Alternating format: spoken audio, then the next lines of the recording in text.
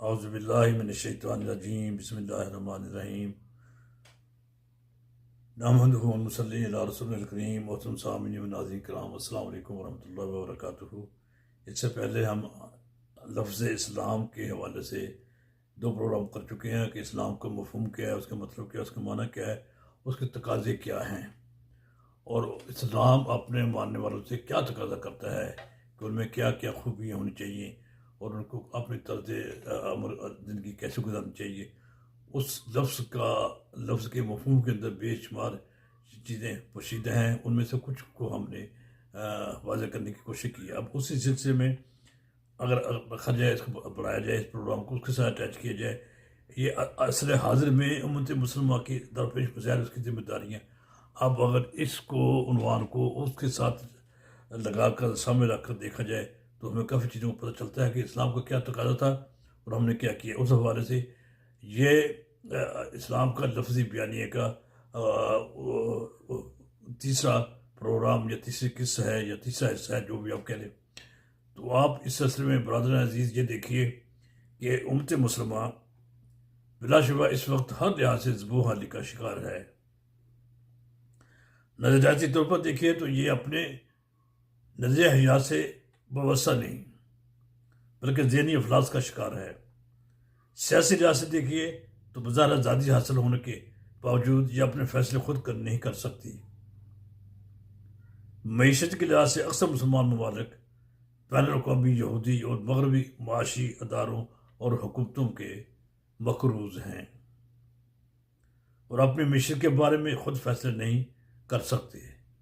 جو مسلمان ممالک امیر ہیں، ان کی اصل دولت مغربی بینکوں میں پڑی ہوئی ہے، یہ بھی حقیقت ہے، سب جانتے ہیں، باشگاف حقیقت ہے، اور مغربی ممالک کے کام آ رہی ہے، جبکہ بہت سے غریب مسلم ممالک کے عوام نان جویں کو ترس رہے ہیں۔ وہ چھوٹی چھوٹی بنیادی ضروریات کے لیے بھی بے دستپا ہیں اور ان کو چھوٹی چھوٹی ضروریات پوری نہیں ہو سکتی، اس کے لیے پریشان ہیں۔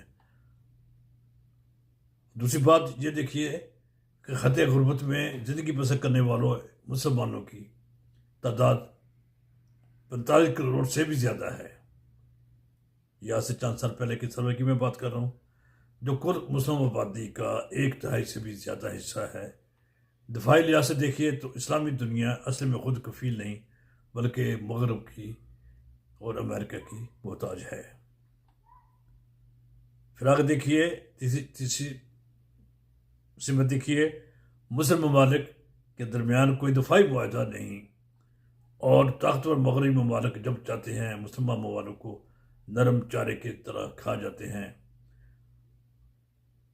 اب کچھ اس سلسلے میں تھوڑی سی پیش رفت ہوئی ہے، لیکن وہ پیش رفت کی حد تک ہی ہے۔ بہرحال صنعت و حرفت کا یہ حال ہے کہ کوئی مسلمان ملک بھاری اسلحہ یا الیکٹرانک مصنوعات نہیں بنا سکتا، یہ سب ترقی یافتہ ممالک سے درآمد کرنا پڑتی ہیں۔ اور چوتھے نمبر پہ جا کر دیکھیے تو پتہ چلتا ہے کہ سارے مسلم ممالک کی مجموعی قومی پیداوار دنیا کی مجموعی قومی پیداوار کا محض 4% ہے، جبکہ مسلمان ممالک کی تعداد تقریباً 56 کے قریب ہے یا 52 کے قریب ہے، 56 کے قریب زیادہ کہا جاتی ہے۔ تعلیم کا یہ حال ہے کہ مسلم ممالک میں تعلیم 30-40% سے زیادہ نہیں، تربیت کا کوئی اہتمام نہیں۔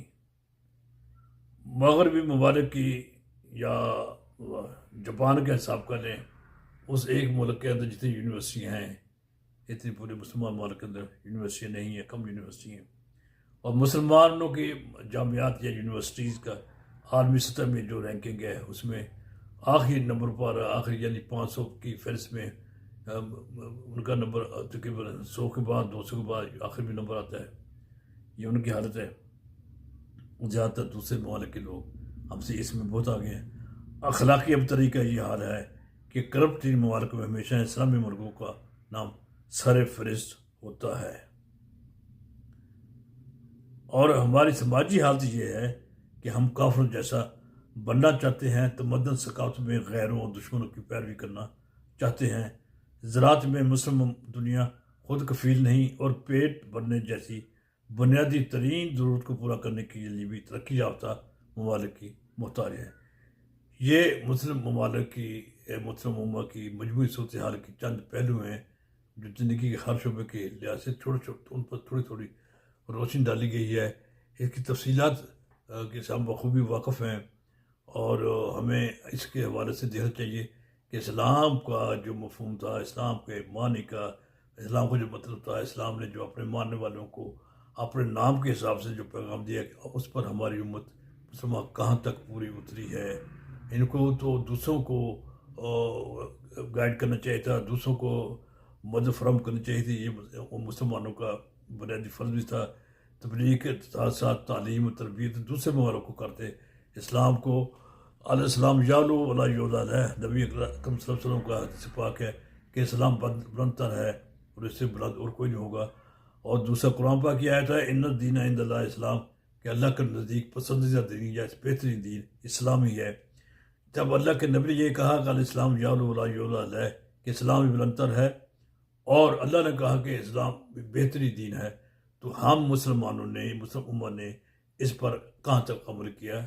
آئیے بیٹھیے، سوچیے، سمجھیے، اس پر ہر کو ہمیں سارے کو چاہیے کہ غور کریں، غور و فکر کریں اور دیکھیں ہم نے اسلام کا تقاضا کہاں تک پورا کیا گیا ہے۔ اللہ تعالیٰ سے دعا ہے کہ اللہ تعالیٰ ہمیں اسلام کی صحیح معنوں میں یعنی تعلیمات عمل کرنے کی ہمیں توفیق عطا فرمائے، اسلام کا صحیح فہم عطا فرمائے۔ ہم اسلام کے نام پر غیر اسلامی کاروبار یا غیر اسلامی یعنی حرکات تو کرنے میں ہمارا کوئی ثانی نہیں ہے، لیکن اصل اسلامی تعلیمات کو ہم نے پس ڈالا ہوا ہے۔